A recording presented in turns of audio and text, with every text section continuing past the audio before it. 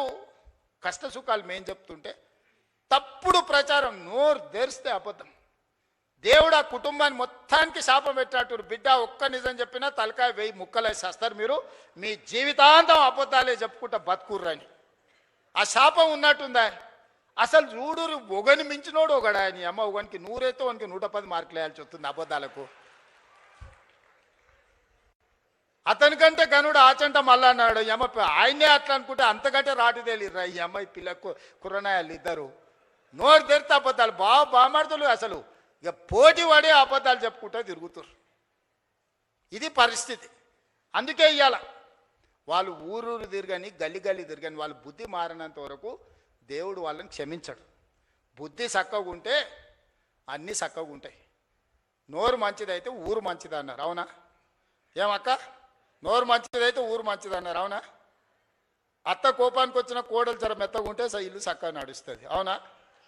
మీరు అందరు ఏదైనా కోప్పడ్డా నేనేమంటానే, మా వాళ్ళే కదనే, మరి బాధ్యత ఇచ్చినప్పుడు ఓసారి కోపం అవుతుంది. ఇంటి పెద్ద మనిషి దసరా పండుగకు అందరికి బట్టలు తెచ్చినా ఈ కలర్ నాకు నచ్చలేదు అంటారు కోడలు, అత్త తెస్తే, అవునా? ఉంటాయి ఇవన్నీ సమస్యలు. గంతెందుకే మా అక్కల్ని అడగదలుచుకున్నా, బతుకమ్మ సీరియల్ యాడ్ ఉండే అక్క, వాళ్ళు ఇచ్చినాడు బతుకమ్మ సీరియల్ అయితే జొన్నసేన కాడ పిట్టలకు భయపడనికే కట్టేది. ఇవాళ మనం ఇచ్చిన ఇందిరమ్మ సీరియల్కో మా అక్క మా పెద్దమ్మ మంచిగా కట్టుకొని వచ్చి, పండుగ నాడు మా తమ్ముడు ఉన్నట్టున్నాడు అని చెప్పి మా తమ్ముని కలుగుతాని పండుగ పూట చీర పెడితే సారే అనుకుంటుంది పుట్టింటోళ్ళు పెడితే. ఇవాళ నేను పెట్టిన సీరియల్ కట్టుకొని మా అక్కలు వచ్చారు సంతోషంగా. పోయినసారి ఇప్పుడు పాలపిట్ట సీర ఇచ్చినా వచ్చేసారి సిల్కపచ్చ సీర ఇస్తున్నాం మా అక్కలకు మళ్ళీ తొందరలోనే. ఒక్క దాంట్లోనే వాళ్ళు దొంగతనం చేయకుండా, దోపిడీ చేయకుండా ప్రజలకు వనుకొచ్చేది ఏదైనా చేసిరా? ఏదైనా నాకు కొంత సమయం పడుతుంది. కొత్త సంసారమైనా మా అక్కలు మా తమ్ముళ్ళు ఈయనే ఉన్నారు.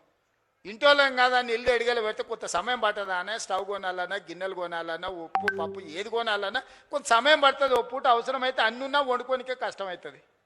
లేకపోతే వండితే ఒకసారి కుదరదు, ఉపాసం వండాల్సి వస్తుంది. సంసారం సర్దుకొని పోవాలి.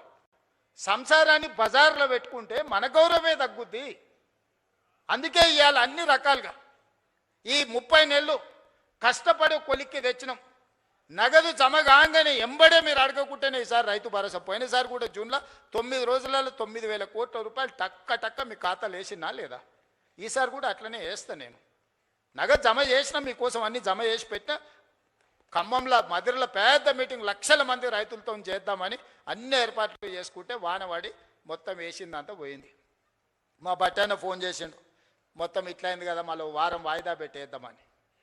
మీటింగ్ వారం వాయిదా పెడతాం కానీ నగదేసేది మాత్రం వాయిదా పెట్టేది లేదు. ఎంబడే శిల్పారామంలో పెట్టురు నిన్న సాయంత్రం చెప్పినా ఇవాళ పొద్దున్నే పెట్టారు. మీకు కూడా పొద్దున్నే చెప్పుంటారు, అవునా? అంతేకాదు చాలా మంది దీంట్లో అరుంధతి సినిమా ఎంతమంది చూసిండ్రా?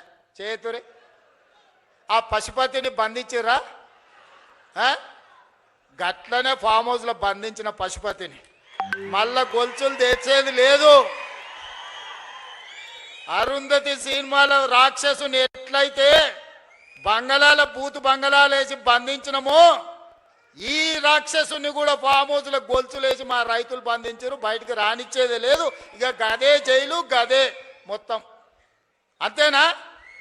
సిద్ధమే కదా? మరి గట్టిగా సపట్లు కొట్టురు. ఇక బట్టేనా నమ్మకం వచ్చిందా నీకు?